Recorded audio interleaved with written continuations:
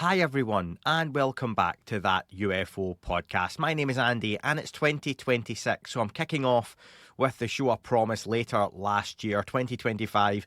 I'm looking at some of your questions and comments from the year that was, but also an AMA, Ask Me Anything, to look forward to 2026. Thank you to everyone checking this one out. It is an incredibly cold day here in the UK.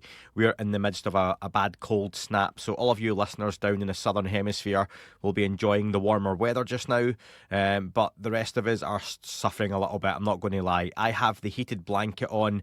It is my best friend at the moment in the shed, so let's see how this one goes. Thank you so much to everyone who contributed. A lot of great questions to go. Before we get into those, of course, a few thank yous. So to everyone who bought the book over the last couple of weeks or months, it stayed at Christmas #1 in the UFO chart in the UK.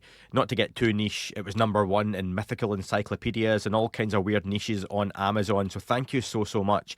If you've left a review, please, thank you. If you haven't, please do so, especially on Amazon. Click on your orders, click 5 stars ideally, and leave a comment. That would be great. Thank you so much if you've done that for the book. If you haven't picked it up, in the UK, there's an amazing offer on Amazon just now. It's like £7.50 for the book in the UK. I don't have any control over the pricing on Amazon, neither does my publisher. These are Amazon-specific deals and prices over Christmas and New Year.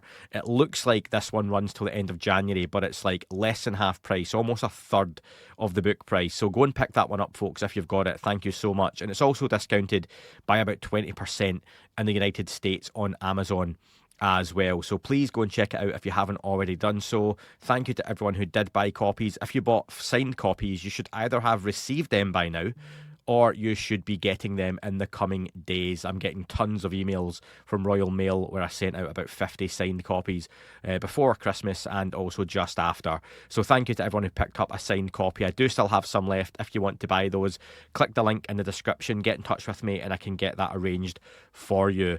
And if you enjoy the content of the podcast, whether you've been here for a long time, whether it's your first time listening, or you've picked up just quite recently, lots of stuff to come in 2026, including a new show, Revisited.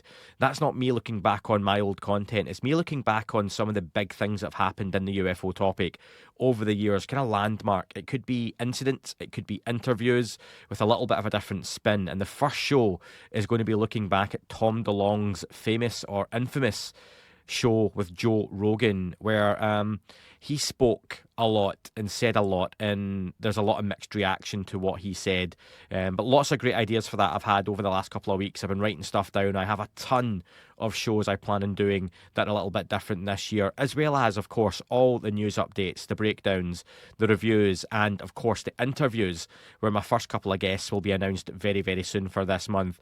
Loads of people asking. You may have heard on my previous breakdown with Dan, Joe McMoneagle will still be coming on the podcast. He's recovering from a medical episode. All the best to Joe. He's doing well. He is in touch with me, and I look forward to speaking to Joe McMoneagle, famous remote viewer, very soon. And Matt Ford, host of the Good Trouble Show, will be joining me for a little look ahead to 2026. And of course, talk about his work as well on the UFO topic that have happened over the last couple of years. He's done a lot of great stuff. Matt's a bit of a character, as many of you will know if you know Matt Ford, so look forward to speaking to him. And yeah, plenty more to come aside from that. So listen, if you enjoy the content, there's an offer on Patreon where you get half price if you sign up over the month of January, annually, or for your first month. The code is in the description. It's 4B0B8. You have to type that in at checkout, or you can click on the link in description, but that takes you straight there. Supports me, supports the podcast, keeps the content going en masse, and I've got lots of great ideas for the coming year, so hopefully you enjoy it enough to support. Same if you're on Apple or Spotify, you can sign up on there and support me directly. On Spotify, type That UFO Podcast Premium. On Apple, you can search and double click and just subscribe straight away for a couple of pounds, couple of dollars, whatever your local currency is, and it goes all to me in keeping the podcast going as well as it has done for nearly 6 years come this May, folks. But listen, let's dive into the first show of 2026, and it's an AMA. Like I said, ask me anything, and thank you to all of you who reached out with your questions on a whole range of topics. First off, let's go to Stuart. So cheers, Stuart, for getting in touch. You asked me if I had to choose one of the types of aliens commonly observed or described, Which one would I be and why? Oh, so aliens commonly described. I'm guessing you're talking like greys, mantis types, what tall Nordics. Am I missing something really obvious off? Like reptilians. So again, the greys to me come across as likely this AI, a biological AI, robotic, not doesn't have a soul, no consciousness. The mantis and reptilians seem a lot more authoritative. They a lot more intelligence to them, perhaps, or self-control. I don't know. Then you get the Nordic type, which is a weird kind of species. Do they live elsewhere? Is that a future precursor to what we are going to be or what we were? I don't know. Probably like the kind of reptilian types. I think I'm probably biased thinking of Star Wars and Star Trek and stuff like that as well. But yeah, interesting question to kick things off. Those seem a lot more in charge of things and probably more on the sinister side of the UFO topic as well. The little greys seem more like worker drones, don't they? Is that just me? That's something I expect to see in Spielberg's Disclosure Day when it comes out. Various types of alien beings. I hope we don't just see one type interacting within that film and that it touches on the idea that there are multiple different species at play. Yeah, again, as always, folks, share your thoughts. Nick says, after the events of 2025, what's an aspect of the phenomenon I am more certain about and an aspect I am less certain about?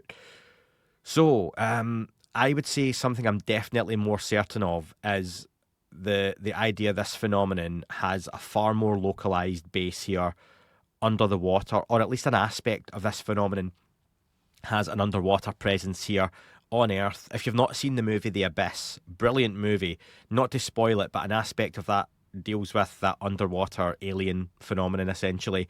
Do you go as deep as underwater bases that we hear about? I love that idea of the mobile base that moves about, that the US government knows about, that when they approach it, it disappears for a few days, then comes back.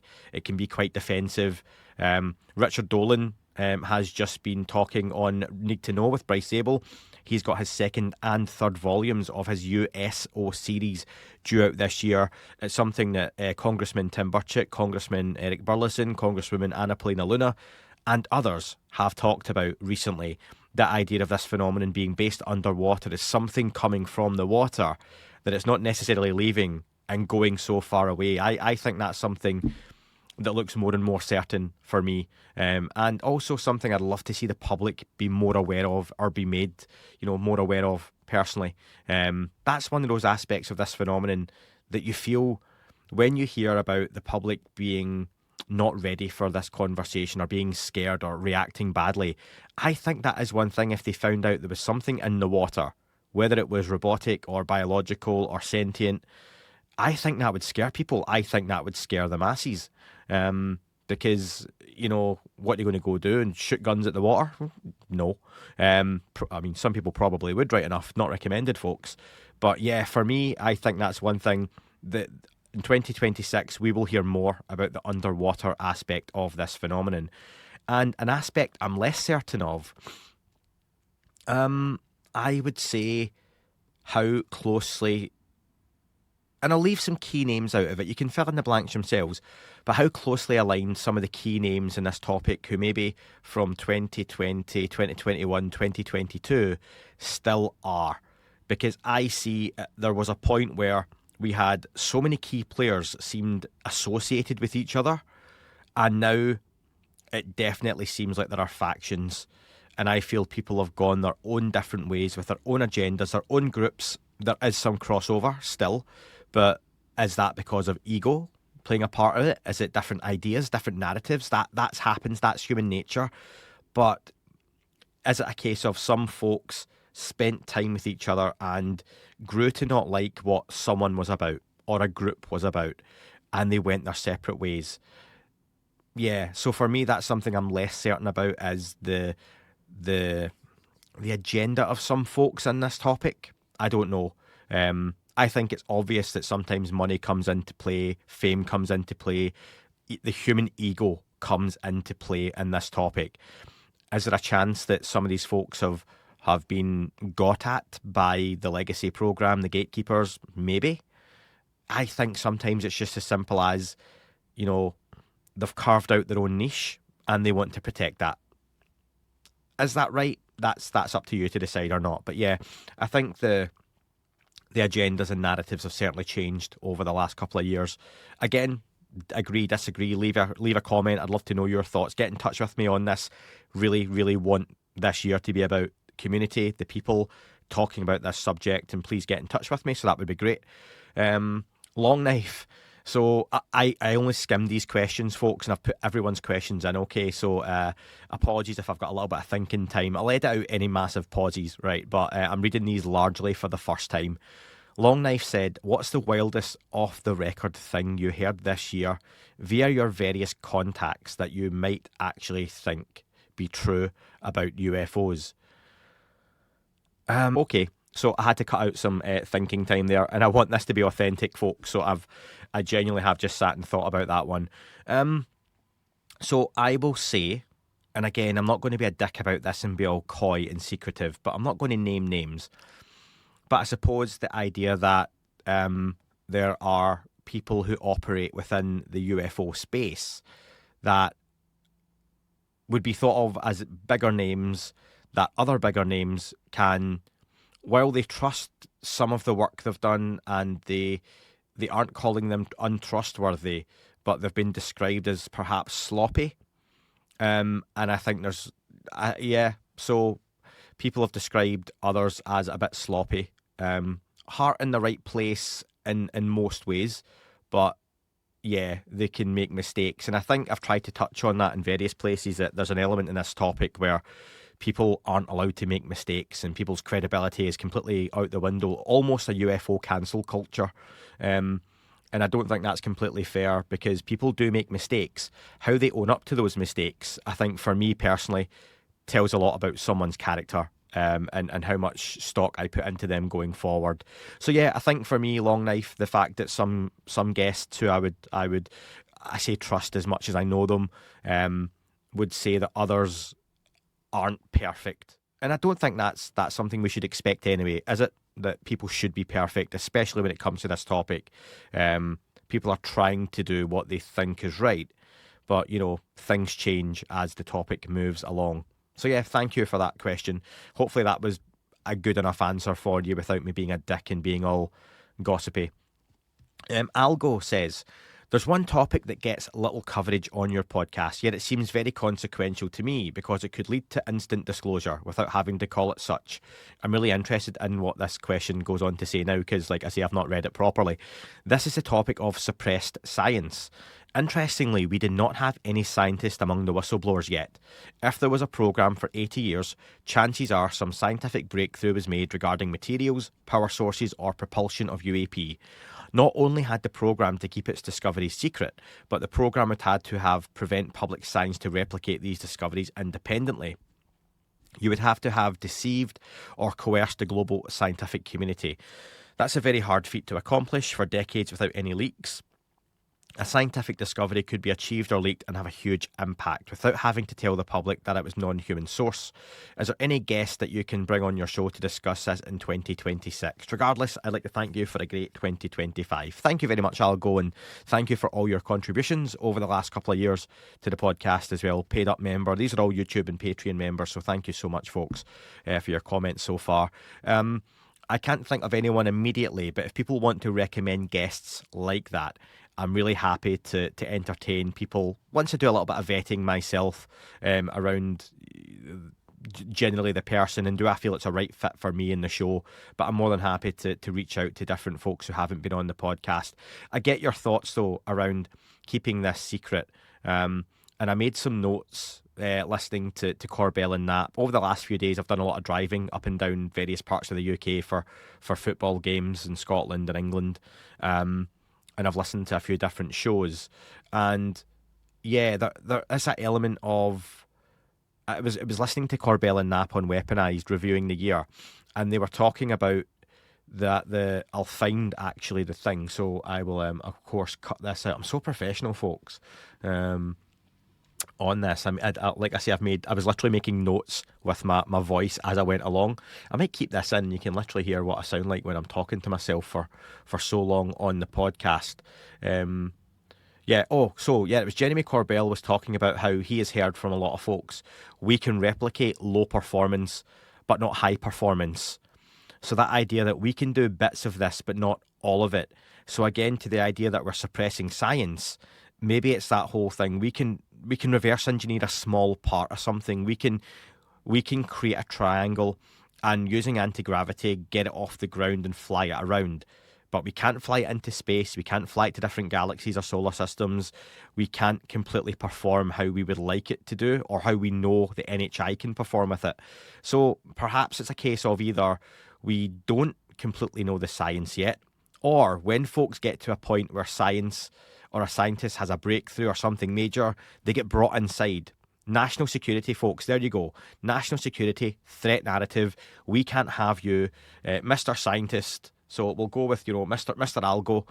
You're a scientist and just discovered some new form of propulsion, or you're on the verge of discovering it. Your approach, you're spoken to. We can't have this out here. It is not safe for the public to know this. It's because China, because Russia, because North Korea, whoever else is going to get involved, is going to get their hands on it. We don't want enemies or our allies just yet knowing about this. You're brought inside, or are you disappeared? I would hope not. That's not the case. But yeah, I wonder, is it the idea you can scare scientists into this? So I don't see how it would be entirely impossible to keep things like that at bay. And we've seen videos over the years, haven't we, that have leaked online of people managing to crack anti-gravity, people managing to do different things scientifically that look really freaky, pulling electricity out of thin air. And the video goes viral on YouTube, or people find it online, and then the guy hasn't heard about it for years, or just goes away. But yeah, interesting one. But suppress science, if anyone has any ideas on that, give me a shout. Again, more than happy for guest suggestions. I always love when people get in touch and recommend different guests. Daniel says, given the festive time of year, we've just missed it by a week or so, but I'll allow it. I wonder if our alien friends also have celebratory rituals they follow like we do. I feel no one is asking enough about who they are, what their cultures may be like, and the impact that has on us when we finally get full acknowledgement they are here, or they reveal themselves on humanity. Do you think they'd be fans of Christmas pudding? Daniel, I'm not a fan of that. So, yeah. But I do love that concept, that conversation, and I think that's a great one to have on the podcast down the line. Dan's going to be back on soon. And those kind of conversations I really enjoy. That speculative, and I've used this example before, so apologies, folks, but the idea that, the US president, whoever it may be in the future or now if it was Trump, takes an alien out of a spacecraft and stands on the White House lawn and with Rubio and co has the big announcement, we are not alone. Here's this species. From there, the questions don't end, they begin. And I've had people ask me, if you got disclosure, would you stop the podcast? Well, absolutely not. That would be the time things would take off so much in terms of the questioning around it. Where are they from? What do they do? What are they like? What's the intent? Are there other species like them? Are there other species they know of that are malevolent, benevolent? Is there a malicious aspect to what they do? How do those initial days, weeks, months and years go? Is there an assimilation into our society? Do they send, a convoy or envoy of ambassadors from Earth over to their place, wherever that may be, if we can even go there? What does all of that look like? And I think there's a fascinating whole conversation around that that would be great for maybe a roundtable, Daniel, perhaps. So yeah, really great question. I always like to think of, when they fly these craft here, are these craft as common as cars are to us? Are they coming from a place that has billions or hundreds of millions or millions of people or their species? From that point, sorry, I'm just going to mute my PC, folks. Very casual recording here. From that point, you get to their planet. Is it the fact they have a limited number of these craft? Remember the three-body problem? Spoiler alert, folks, but the idea that the species, and I forget their names, from their planet, they were running low on resources, weren't they? And I'm getting all the TV shows mixed up now. And they sent like an atom, like a supercharged AI computer to Earth, and it was like the last of their resources they could spare to come here to try and save themselves. We don't know if some of these craft coming here are really, really sparing. Maybe they are one and done. Maybe they're disposable. Maybe they need them back. Maybe, who knows? Maybe they're explorers who stole a craft and went off into the galaxy. But how does that land on their planet? Are they like us? Are they spacefaring? Is it rare and unique that they go out and explore, or is it common? Is it normal? Yeah, loads to. I could sit and speculate all day on that, but I'd love to go back and forward with some folks. So yeah, great question, and definitely one, Daniel. If you want to follow up with some specifics on that, I'd love to dive into those in more detail. Human neutrino, really simple and a great. Again, thank you, Human Neutrino, and everyone else for sending in all the questions you have over the last year. Do you think we are any closer to capital D disclosure? Capital D disclosure. In a way, I think we are. Listen to Andy flip flop here and talking about myself in the third person. I think there are some ways where we are on the precipice of something, but I think with great power comes great responsibility, as someone once said famously. I also think we're on the verge of major pushback, and we're hearing from George Knapp that there is some major stuff coming down the pipeline for Congress to really try and dissuade them off of the UFO topic. And I think that's going to be coming, it sounds like, sooner than later. But Knapp and co feel confident they can bat that away. So yeah, well, I think we're close to something, and I'm not saying we're going to get capital D disclosure, but I feel we're on the verge of a public interest that we've not had yet. And I think we need that before we get that disclosure level. And I'm thinking out loud here, we get that capital D disclosure. We need more of a public interest or an acceptance or a readiness for this, because the question has certainly moved on. And I was thinking about this in the car drive the other day. The question is no longer, especially if you take this, and I can't, maybe not from the UK, but from the US point of view, in the mainstream media, the question isn't any longer, is this real? I think in the mainstream media in the States, the question is, what is this?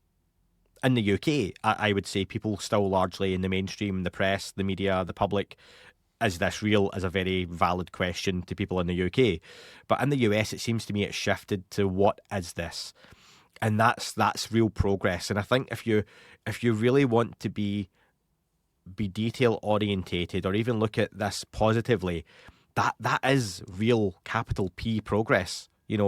That people are ready to ask, what is this? Okay, there's something there. I'm not saying it's aliens, but what is it?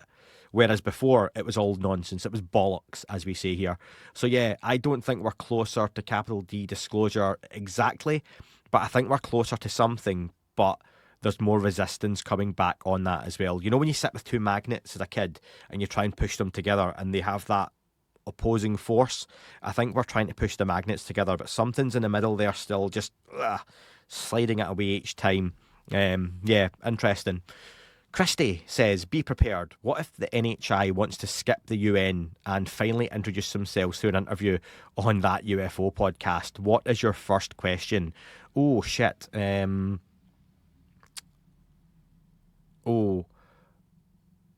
So, given I'm thinking out loud on this, can I be really... I am going to be cheeky, Christy, and give you a few first questions. So I'd like to know how they discovered us.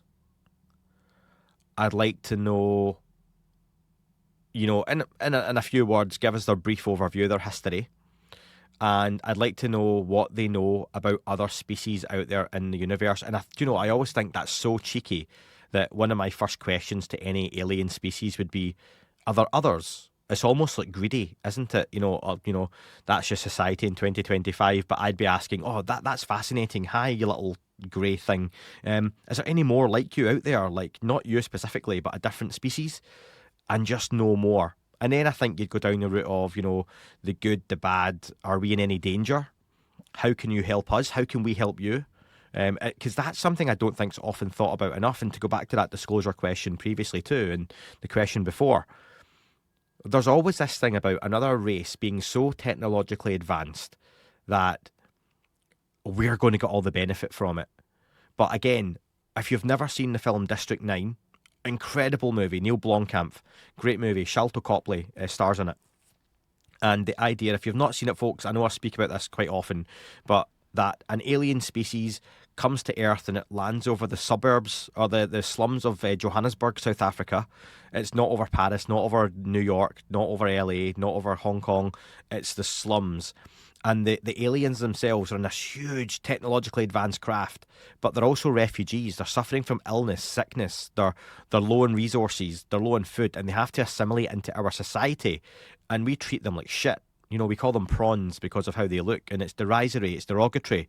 And the main character is kind of like a social worker going through the admin process of all of this. Brilliant movie, wonderful idea, gets you thinking differently. I really like that about District 9. But then for me, there's that whole concept of, you know, we can help them. We don't necessarily help them that well, but, you know, we could help them. There's an illness, a sickness, and there's a sharing of technology. How could we help them, and could they help us? So, yeah, those kind of questions for me, Christy. Yeah, that's a good idea for another one of these shows, I think, in the coming weeks. What would your first question be to an NHI? I'll give you three. What would your first three questions be to an NHI? And try to think a little bit outside the box, folks. On YouTube, leave a comment, or just get in touch with me if you're on the audio platforms. That would be awesome. SoundFX says, I've had a little wine, and bear in mind I asked this just before Christmas, but that's totally fair. But there's something I've wondered about for years. What's with the coloured lights on UFOs, UAP?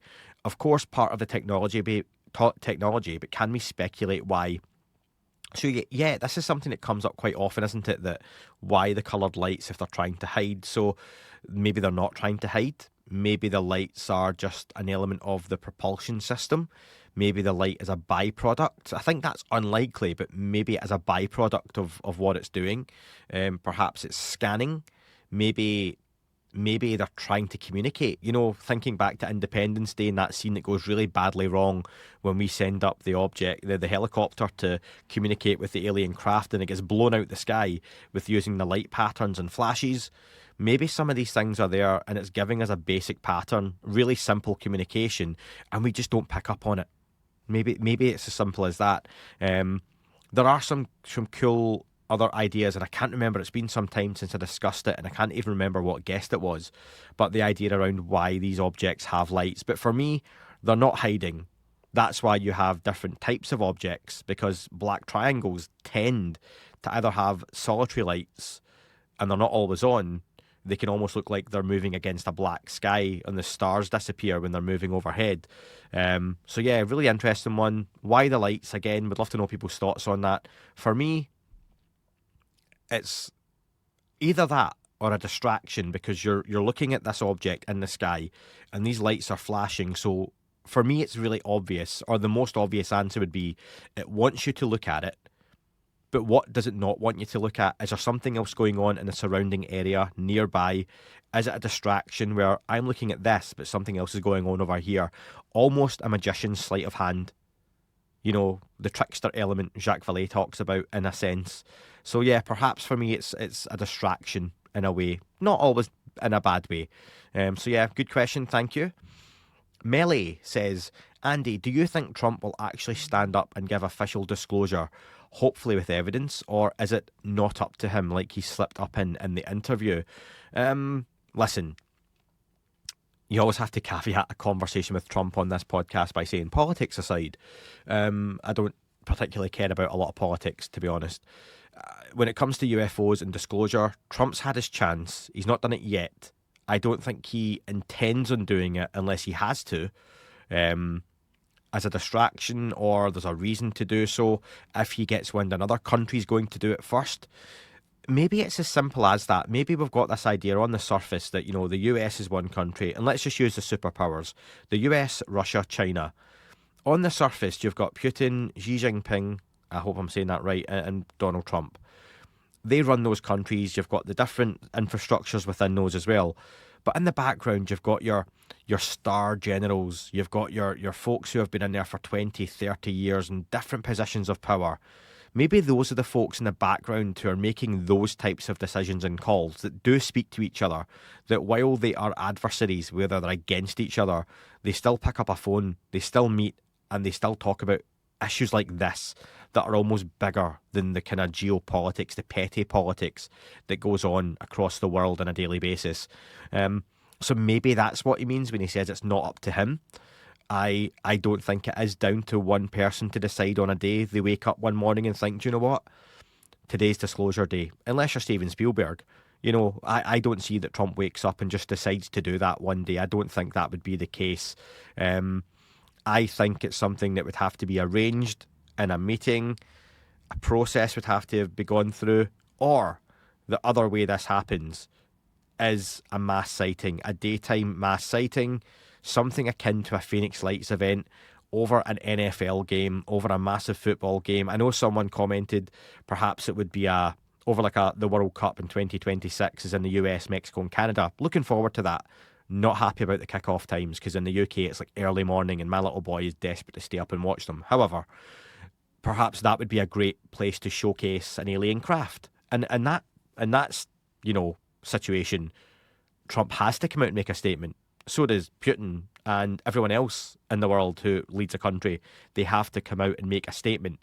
So yeah, I don't know if it is just up to one world leader to make that call. I think it's bigger than that, to be honest. And we all know Trump likes to talk and isn't easy to control, I don't think, in that sense. So if he wanted to, he would have done so, or at least would have hinted a lot more at it, I feel.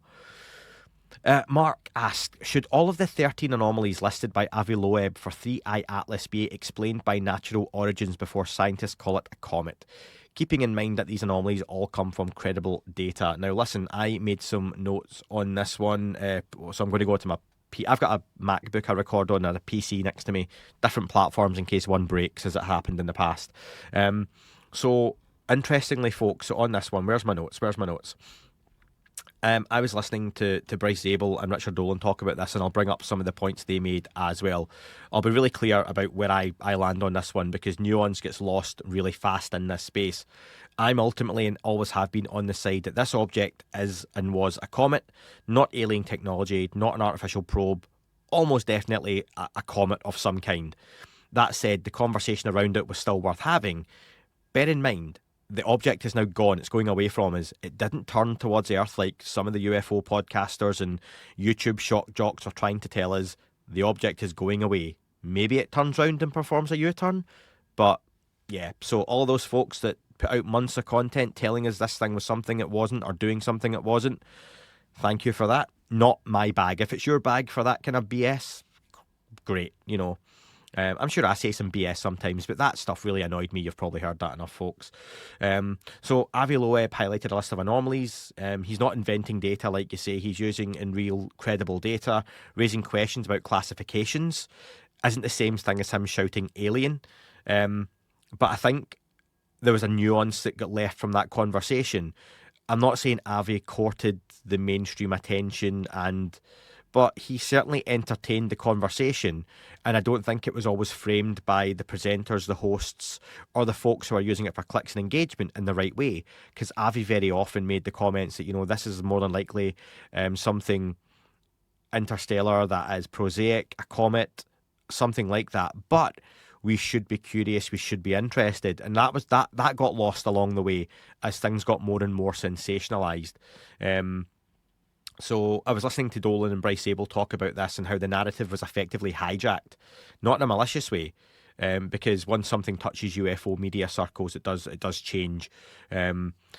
Unusual comet with unresolved questions doesn't perform well on a YouTube click, but possible alien object on a thumbnail with a shocked face obviously does. What followed was a narrative acceleration. The focus then shifted away from how science deals with uncertainty, and that was my big thing, that scientists should have been all over this. What an incredible chance to perform some science on the third interstellar object. And something I learned from listening to Bryce Zabel was actually, so I knew that the 3 was because it's the third, and the I was interstellar object, but the Atlas actually stands for its Asteroid Last Alert System. And I was like, I didn't know that. So that was the system used for bringing this object in, for detecting this object. So really interesting. But the reality is it was likely a comet, but a really weird one. But we've not been able to study many of these interstellar visitors at all. This is the one we've been able to see for the longest and known about for the longest time because of when it was detected. But the science on it wasn't done, and there seemed a real lack of the science wanting to be done.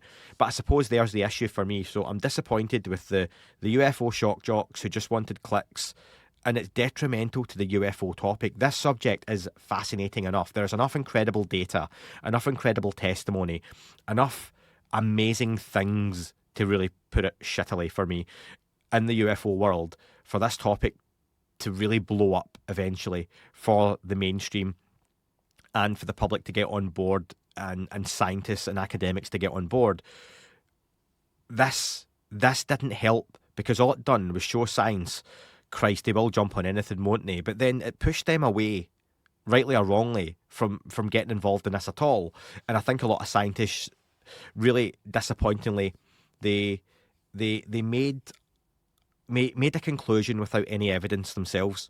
So, of course, I'm not saying it's a UFO, but what we're saying is this is something that could be really interesting. We could learn something here. What if one day one of these 5-eye atlas comes in, 25-eye atlas comes in, and is something interesting or unique or incredibly anomalous that does make some strange manoeuvres, that does turn towards us? Are you not going to care then? Are you not going to be interested then? We're not going to be ready for it. The technology will not be ready for it. That's what disappointed me, Mark, in all of this. So it wasn't a cover-up story for me, folks. I'm really sorry to tell you that was my opinion. But it was a cautionary tale about what happens when uncertainty meets the internet. So yeah, good question though. Really appreciate that one, Mark. And 3-eye atlas has now gone and is off into the distance. Maybe it was an interstellar tourist bus and they're all clicking pictures of us in the distance, but I don't think so. Rob, over to Rob. Final listener question, and then I've got some comments from you about moving the needle that I asked about, so thank you, folks. So Rob asked, "Hi Andy, a successful year for the podcast, I'd say. Well done for all your hard work. It's good to see it gaining traction. Also, congrats on the Uncanny episode you were in, another favourite of mine." So yeah, thank you, Rob, for that. And if you've not heard me on Uncanny, or you found me from Uncanny, I was on the Terry Lovelace episode as the quote-unquote UFO expert, so thank you to Danny Robbins for having me on there. So cheers for that, mate. He says, "For the AMA, my question is this. This is more of a what if. In the event of any reasonable disclosure that banishes stigma for good and puts the reality of NHI into people's minds, do you think your audience levels and thus workload will increase to the point where you'll have no choice but to become a full-time shed occupant?" Didn't realise that question was going to go, mate. I hope this year that if my day job, I get to leave that, because this really is my full-time job now, as it is, folks, believe it or not. I want to do more. I have a list of shows of like 5 pages long in a Word document that I want to do, that I've been curating for a couple of years. And that's aside from news updates, interviews, and all the other stuff that comes along as well. So for me, that would be great. Honestly, folks, and I'll just say this really quickly, all of you supporting on Patreon, on Apple by signing up and paying, on YouTube paying for a membership, all makes a huge difference, and this is now a full-time job for me. So if I can send my kids to football classes, if I can buy the groceries, if I can put fuel in the car because I'm doing this podcast and you enjoy it and you learn something and you're paying and you're happy to do so, then thank you so much. If you're on the free podcasts and you hear the adverts, just letting the adverts play for 30 seconds or a minute makes a huge difference when everyone does that. So again, if you enjoy the content, I am currently holding my hand up here and it's absolutely freezing. The other one is under the heated blanket. I enjoy this, I do, but it's become a full-time job, but one I love to do. And like I say, one I've been doing for 6 years come May. So yeah, if we get full on disclosure, maybe I can become the UFO, or one, no God, that sounds really big-headed, the UFO Joe Rogan. There's far more qualified people than me. But maybe more people get involved, more people enjoy it. I've been really lucky, with the book and all the opportunities I've had, and I hope other people get to share in those opportunities too. So yeah, thanks for that. But listen, folks, I'll play some adverts here, so if you want to listen to those adverts, if you're on the free feeds, please do so. It does make a difference. It's like 0.001 cents or something I get per advert. But when you all do it, it makes a big difference, so thank you. If you're on the paid platforms, you don't hear any adverts, and thank you for that. You'll just hear the show continuing on. With that then, folks, here we are. What will move the needle? So 2025 was a year where, again, at the start of every year, you get a lot of folks commenting, this is the year for blah, blah, blah, blah, blah. There was so much happened in 2025. I covered a lot of that with Dan. If you haven't listened to the breakdown yet, it came out over New Year. You might have been busy, you're off work. Now you're back at work, folks. Sorry to remind people that, we're back to day jobs and back to normal life. But, if you've not listened to that, go back and watch it. We covered so much ground and we still missed a lot of stuff off. If there's stuff you want us to cover on the next one, we're going to follow up on that soon. Let me know. But a lot happened, but it still didn't move the needle for the public to be all over this topic. Age of disclosure was big, but from a social media perspective, but a lot of things can disappointingly be big from a social media perspective. So, yeah, I've asked you what this year will move the needle. So let me run through your comments. Thank you to everyone who got involved. If I don't read these out or read out your comment, please get in touch and I'll read it out on the next one. Or if you want to get involved, send it over for me. So I'll read through these, folks, and I'll comment on some of them as well. Sauerkraut says, people are just so jaded, distracted and wary of misinformation, disinformation and hoaxes. I don't think anything will move the needle except for direct contact with the NHI themselves. Perhaps. I get that. I totally get that, Sauerkraut. Cool name, by the way. I think there are things that will move the needle. Oh, God. Fucking accent, the needle, folks. For me, again, a basic one, but if the James Webb Telescope picks up signs of life on another planet, I think that in a massive way gets people involved in this topic and the what ifs and the might be's and the research. Because if you find something way over there, maybe there's something here. And I think we just need something. I'm quite proud of this analogy, folks. I think for the public right now, it's like being in a dark room where you can make out the wallpaper, you can make out some furnishings around the room, you can see the light from a window, but it's so dark and your eyes haven't adjusted yet, and you're searching around for the light switch. And for so many decades now, perhaps the public's been searching for the light switch. Maybe they've stopped searching for the light switch because their eyes got used to the dark and they can see enough, and that's enough for them to live their daily lives knowing there's a room there, there's some furnishings, and they can see the pattern on the walls. But you know what? Maybe one day, for some reason, we stumble across that light switch and it gets flicked on, and in an instant, the room becomes clearer. You see things around you didn't know were there. You realise perhaps the carpet you were walking on was a rug, and at the end of the rug there's some hardwood flooring. You start to see there are unique patterns on the ceiling. You start to see actually there's a door that wasn't even there, you didn't realise was there. Where does the door go to? That room that you've been so used to and so familiar with, that you've stumbled around in the dark for so many decades, is suddenly more than just a room, and it's a starting place. So yeah, I think there's a chance that, something like the James Webb Telescope could play a big part in us finding that light switch. Yeah. Tapadat kept it simple, saying, feels like this is the year of AI. I think absolutely it could be, in some good ways and some fucking awful ways, pardon my French. I use AI, folks. I use ChatGPT for spell checking, grammar checking. I use it sometimes for formatting stuff. If I have tons of questions, if I've got a script, I'll sometimes ask it to run through to check for like duplications, things like that. It can be really useful, but it's not perfect. I don't use it to write my full shows. I don't use it to go through and reword the stuff. I like it to do really menial tasks that save me time. That's what I like using AI for. I don't like some of the stuff people do use it for, though, where, I won't go into it too much, but we're seeing a lot of fake videos online, and I suppose from a parent's point of view, I'm seeing my kids watch lots of stuff on YouTube, and they're watching bullshit videos, and I'm having to tell them that's not real. I'm on pages, for example, where I've got a border terrier dog, and I've had to leave some of the Facebook pages because they're getting loads of AI posts, and I can spot the basic AI stuff, the overuse of M dashes, the same vague generic posts, the picture looking a bit fake, the same picture being posted, things wrong in the background, where it's got a detail wrong. So yeah, I think AI is here to stay. I think it's got some good points. I think it's got some bad points, and we're going to have to learn to live with it and just learn to be, suspicious of it in a good way. Fred, thank you so much for all your contributions over on Patreon, of course, and that goes for everyone. I suspect that if and when the general public is actually moved to demand answers, it will be a moot point. In other words, some event has occurred which removes all speculation and renders a demand for government to answer questions meaningless. We can have a million more eyewitnesses of the first, second, and third order to make whatever statements they want in front of a powerless congressional committee, and nothing will happen, which is all by design. I suspect that whatever powers that be that actually have the information know for a fact that it's simply too much for the general public to handle, which is very likely the case. So although this is fun drama to some to try push a boulder up a mountain, which can certainly sell books, thanks, the adult in the room is telling us, yeah, that's not going to happen.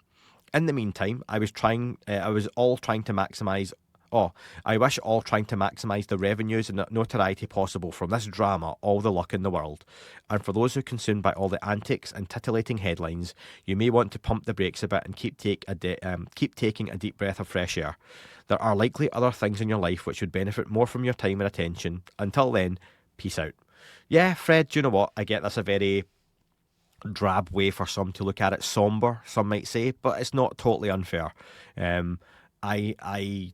I get your point that, an event has occurred that renders all speculation and, government answers meaningless.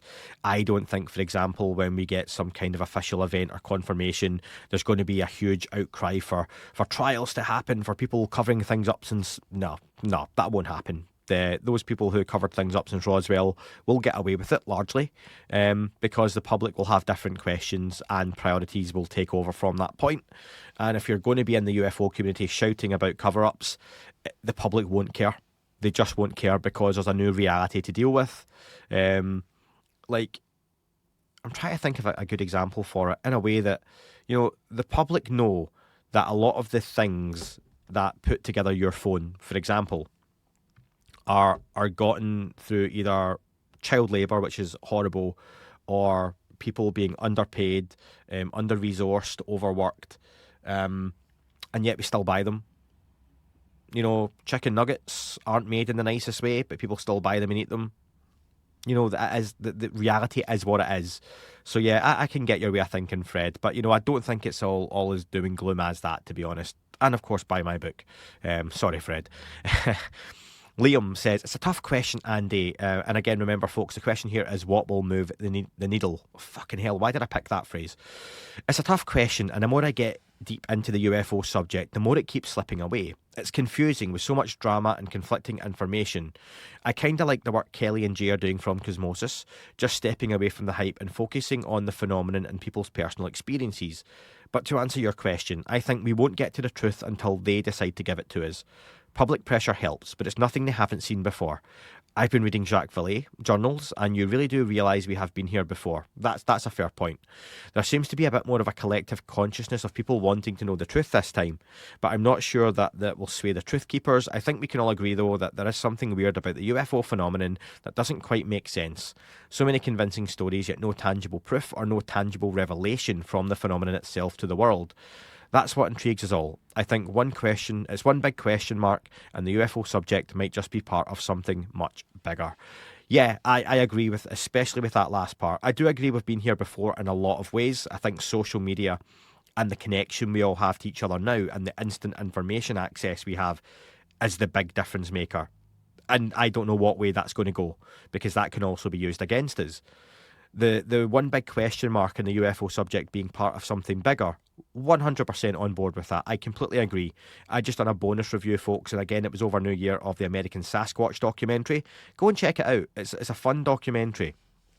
But there's a lot of really interesting correlations with the UFO topic as part of that. It's on audio, it's on video. So yeah, go and check out my thoughts on there. And I do correlate a lot of back and forward between both topics. But then you start to look at, what about mediumship, the spiritual side of the world, ghosts, the paranormal, Ouija boards, all that kind of stuff. Does it all tie in a really weird way? I know a lot of folks get in touch with me saying, yes, it does. There is such a correlation between the UFO topic and, what you call the paranormal is just the normal we don't understand yet. Joni says, we need to be proud of our crazy interest, well informed and armed with the sources and references for all eventualities. I do believe we need to be the ones to stick our necks out. When we do this, the momentum changes. Reality is not what it seems, and it's very important for people to know this because it's not a benign deception. It was a mixed bag for me at Christmas. My niece is aggressively anti-conspiracy theory. My nephew had found all sorts of interesting ancient archaeology on TikTok. He's the really bright one, though. So yeah, I get that, Joni, and I like that take. And it's the more positive side of it, and I put both positive and negative thoughts in here, folks, because it's fair and it's a real representation of what everyone thinks. Everyone commenting here is a listener or viewer of this podcast. Many of you paid up members, so you have a vested interest in what I do, and thank you for that, but also just the UFO topic in general. So that's a real mix of theories and thoughts, and I think we need all of that. And I agree that we have to be well informed and well armed. I think for me the most open thing you can do to really help with this topic, though, is be able to listen to all kinds of opinions, agree, disagree, but ultimately say I don't know and be comfortable saying I don't know. For me, that is I don't know. It is such a regular occurrence for me across life, but I'm really comfortable with that, and it helps me take things on board and think about it more and more. Chris says, when a politician or celebrity does something controversial, the mainstream media are all over it like a pack of wolves. Until that happens, this subject is too easy to be passed over as fringe. People with good credentials have made incredible claims, but the media doesn't follow up with in-depth questioning and investigation. Therefore, the general population can safely ignore it and move on. Also, the subject seems so fractured, with so many people convinced of their own opinions, that anyone looking into it seriously has to commit more than a little idle curiosity. Whole lifetimes are invested in research and nobody has any answers, at least that they're willing to share. Maybe it's all a bit too weird for most people to get their heads around anyway. Maybe disclosure happens one person at a time, so it takes a really long time. Yeah, perhaps, Chris, some really interesting thinking there. I agree with that idea of the mainstream media. It still seems too easy to be a throwaway segment. Even some of the better, well-done segments were, especially these clips with hosts of major shows in the United States, where they almost seem surprised at how much they're buying into this now and the questions and the answers. But then it's okay, and our next story. They move on. They don't follow up days and days and days and days worth of material on this topic. I think in terms of the United States, I don't think I'm wrong here, but the biggest channel and the biggest follow-up on this topic in the mainstream has been News Nation, and that's largely through Ross Coulthart and the work he's done, and that they've given Ross a platform to deal with this topic on a weekly basis, an ongoing basis, because they see the views and the clicks this topic gets when it's done well. So yeah, I think it is very weird, and I think that is difficult for us all to get our heads around. Maybe disclosure does happen one person at a time. Maybe that time is, when you leave this world and go to the next. Maybe that's when you get the answers, but I don't know. Well, we're getting there. We've made progress, folks. A few more thoughts to finish off on. Joe says, difficult to move the needle when those who wish to whistleblow are tied by NDAs. Maybe if Trump uses executive authority to declassify information or giving whistleblowers more protection. Here, Joe, we do need those whistleblower protections. Ultimately, there needs to be physical evidence and not just someone's verbal information. Mind you, non-human entities, if they exist, clearly don't want to interact with humans, probably because we are an aggressive species.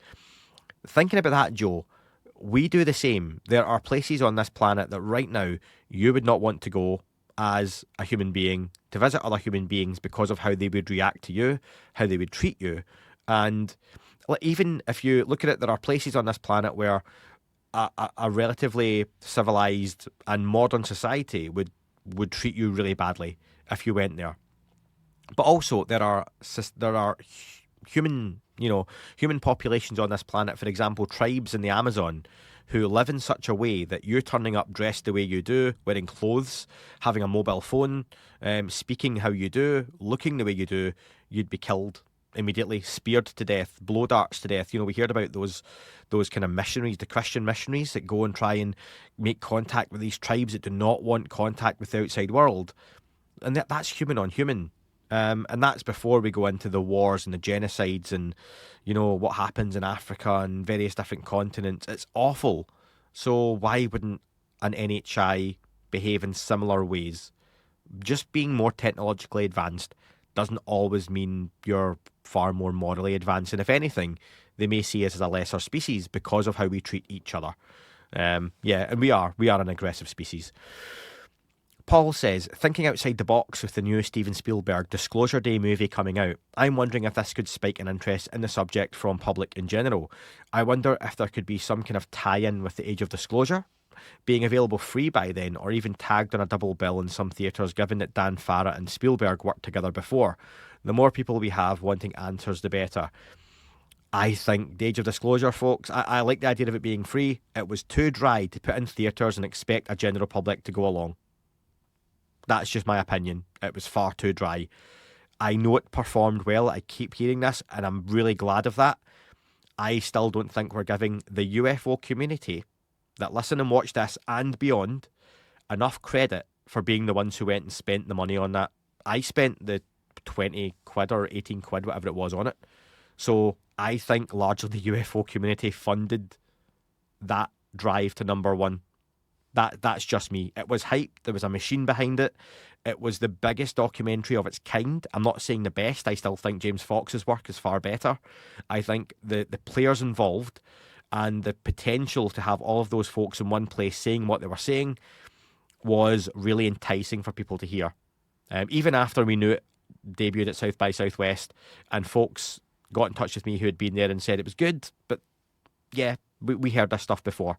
So yeah, again, I'll keep repeating the social media impact of Age of Disclosure was the big thing. In terms of Disclosure Day, let's see what the next trailer looks like. I'm really intrigued to see if we get an angle, and we should, with the next trailer, get probably like a 3-minute long trailer with a little bit more narrative and story as part of it. I hope they keep a lot of the movie under wraps for the release, and I actually want to be surprised going into a film. It doesn't happen enough these days, but I'd like to see a little bit of where the movie's going. That could be really, really intriguing, I think. Again, last few folks here. Is it? Oh, actually, no, God, I've got quite a few more. So, I'll fly through these last ones, folks, okay? Because you'll be sick of me talking now. How long have I been going for? God, nearly an hour, and I thought this would be 20 minutes, and I am incredibly cold. Kevin says, David Grush's biologicals coming to light would definitely upset the apple cart. Not just pictures or video, though. We need well-verified DNA evidence of non-humans or hybrid beings. So, yeah, the whole biologics conversation, that was something I really enjoyed hearing. Dolan and Bryce Zabel bringing up too. There's an assumption that he meant bodies, but did he mean something else? Again, I would love to hear your thoughts, folks. YouTube comments below, like, subscribe, do all that stuff, but also comment below, send me an email, use the contact form, thatufopodcast.com/contact. What did David Grush mean by biologics? Why didn't he just say bodies? Why didn't he just say occupants? It was an interesting term to use, but maybe one that he was just protecting himself. Josh said, a true whistleblower coming forward who is verified as being from the inside of the programme, who reveals everything they know without government approval or government affiliation. We need the UFO version of Edward Snowden. That's asking a lot, I know. The risk to personal safety and the legal repercussions certainly would be substantial, but until we can have someone willing to spill absolutely everything, I'm not sure we can expect to progress much further. Yeah, so really good point on that one, Josh. What I'll do is, folks, I will leave the last couple I've got here for if you're on the paid platforms. I'll read those out in the next couple of minutes. If you're leaving here on the free feeds, if you think, to hell with you, Andy, I'm enjoying the free content, I'm not paying you for this nonsense, completely fine. I very much appreciate you listening. And when this finishes, check out those adverts, folks. It makes a big, big difference. However, if you want to check out over on Patreon, it's half price for the year or half price in your first month. If you want to check out on Apple, there's free trials. There's free trials on Patreon. That UFO Podcast Premium, if you type that on Spotify. Thank you to everyone who listens and watches this content. Lots to come in 2026. Loads of ideas. And like I say, that revisited show will be starting with that first one on Tom DeLonge's infamous interview on the Joe Rogan podcast and some of the highlights from that. Loads of stuff to come, folks. If you're staying with me because you're on a paid platform or a free trial, you'll hear a few more of those comments and my thoughts. Otherwise, thank you so much for listening. And we're still here. So let's crack on, folks. Thank you, because at this point you're paying for the podcast or thinking about it. Really appreciated. Thank you so much. Kevin said, Kevin was the last question, so we're on to Josh. Josh said, oh, for love of God, and you pay for the podcast to hear this kind of poorly thought out production, so I'd read both of those already.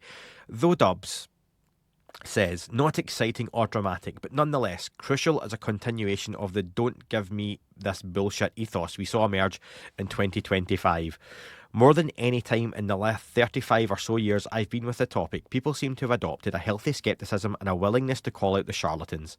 As a result, we've started to see a new breed of UFO researchers emerge, ones with actual evidence.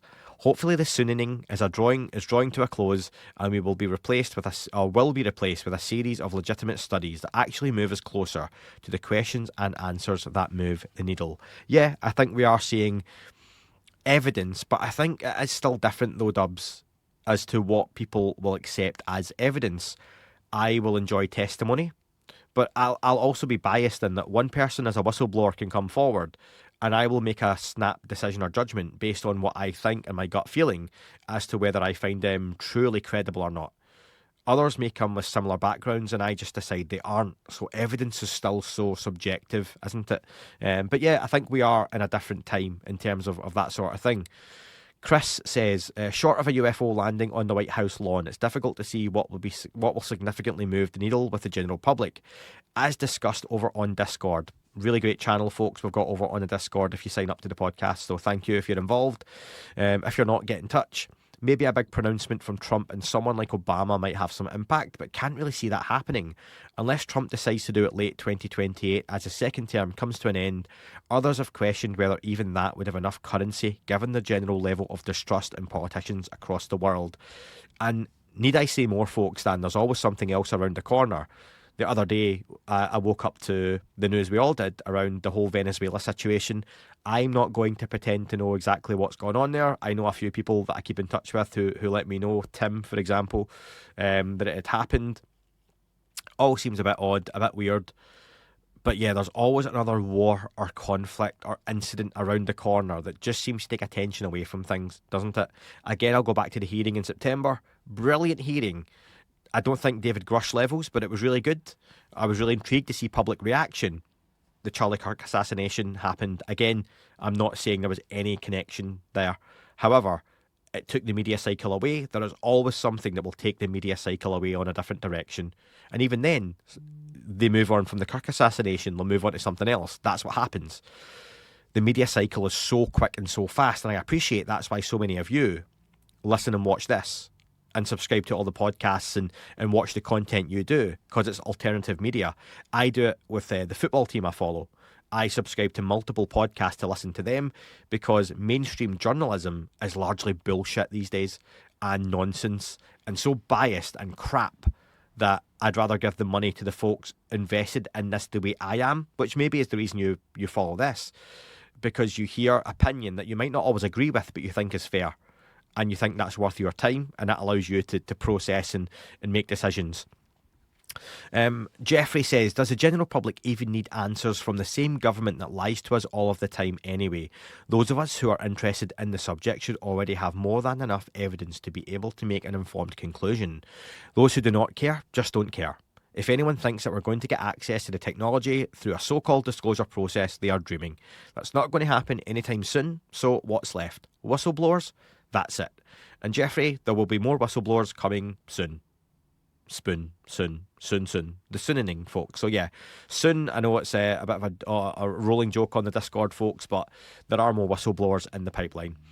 Damien Wayne said, personal comfort in the individual life isn't outweighing the discomfort caused by not getting disclosure, in my opinion. Great little point at the end there, in your opinion, Damien Wayne. In other words, and I had to, check exactly what we meant by this. Living comfortably inside a possibly incomplete or manipulated reality is now more distressing than facing whatever the disruptive truth disclosure might bring. I read into this, Damien, the same way that the Matthew Brown comments about reality being classified. So I think this again is still down to the individual. But for some folks, it seems that they're happy to live in that ignorance is bliss reality inside the matrix, eating the steak, looking at the woman in the red dress, as Cypher wanted to do, than realise that the real world is cold, it's dangerous, there are things out there that want to get you, but for some that's the way they want to live. They would rather live knowing the truth. And I think that's something that we're all fighting towards here, really. The Jaja, I'm going to pronounce it as. For too complicated to ever understand fully, even by AI. Oh, sorry, far too complicated. There we go. So, yeah, moving needle is far too complicated to ever fully understand, even by AI, DMT, UAP, religion. I hope not, but it seems a constant question about us, life, reality is always just around the corner, even in decades to come. And I think that's a good point. And even then, I've also mentioned the whole, afterlife idea of things. If we found out tomorrow that there was life after death, what number of people overnight commit suicide because you've got another chance, you've got the next life, you've got the next level to go on for? It's not one life and you're done. I think that would be a huge reason for secrecy, potentially. As an example, folks. So yeah, Satoshi Gang says the Epstein files has caught fire in people's minds. I think that when those victims got together in Washington as a unified front, it got people energised to demand action. The UFO community is fractured and split into several different groups. Experiencers, abductees, psionics, whistleblowers, researchers. Maybe if we could focus on an aspect of the phenomenon that hits home for normal people. The UFO narrative is all over the place. The history of the timeline is very long and confusing. We need it condensed into an easy to digest form. Otherwise, people will just fall into countless rabbit holes with no guidance. I'm going to also follow on with the final point from Nathan because it's relevant to that, and then sum up. Nathan says citizen disclosure is the only way of moving forward, but that requires organisation and group efforts and personal investment. So, nah. Love it, Nathan. And also tying in there obviously with Satoshi Gang's point, I would hope that James Fox has an announcement coming real soon, could be today, in the coming days. I think it's going to be around that citizen disclosure movement he talked about when I spoke to him, really being something that's going to be key this year. How successful that is, I don't know. Citizen disclosure cannot be 5 people outside of Schumer's office with a board saying thank you for UFO, for the UAP Disclosure Act. That is not disclosure. It has poor optics. Well done if you were there. However, hundreds or thousands of people in different cities, different countries, all getting together with a sustained effort to really do something here, that can make a difference. But we also then need celebrities to get involved with their big podcasts, with their media channels, with their articles to talk about this subject. And it's starting to happen. It has happened. And that's something Age of Disclosure done so well, so incredibly well. But I don't know. Hopefully this podcast helps in some way, shape or form for that. And if I can help, I'll certainly do my best to do so. So listen, folks, that was your bonus ending. Thank you so much for getting involved with the content. Please send over your listener questions for the coming year. If you've sent a question and I've never used it yet, send it over. I'm going to start fresh a new folder. Really looking forward to a lot of the stuff coming up this year. Talking about the UFO subject, for me, it seems like we're on a run up to June with the Steven Spielberg Disclosure Day movie. Before then, we're potentially going to have the new Washington Press Club type event James Fox is hinting at, new whistleblowers coming forward, an attack on the Congressional Caucus who are trying to do this. It's going to be a quick start to the year, folks. So, buckle up. High noon alerts, coming soon, all of the above. And thank you for joining me along the ride. I'm going to go in and get warm now and get this podcast out and ready for you. So thank you for listening, for watching, and I will speak to you all very, very soon. That's all for this episode of That UFO Podcast. Thank you so much for listening and watching. If you enjoyed the show, please follow, subscribe, and leave a rating or review wherever you get your podcast. It really helps others find the show. If you're watching on YouTube, hit like, subscribe, and turn on notifications so you don't miss future episodes. You can also support the show directly and get early access, ad-free episodes, and bonus content on Patreon, or by subscribing on Apple Podcasts, Spotify, or YouTube memberships. All the links are over at thatufopodcast.com or in the show description below, along with merchandise and more. Don't forget you can also pick up a copy of my book, Atlas of Unidentified Flying Objects, available now in all good bookstores and through online retailers, including Amazon. Big thank you again to all of you for listening and tuning in. Until next time, keep looking up. You never know what you might see. It wasn't a Tic Tac and not quite a saucer, more like a hubcap designed by Chaucer, a little baroque and quite steampunk, like Alice was playing bass for the Parliament of Folk. The little fucker hovered right outside of my window, and when I shoved out the screen, he made it an issue. I don't think he expected me to see his ass, but I'd had some champagne and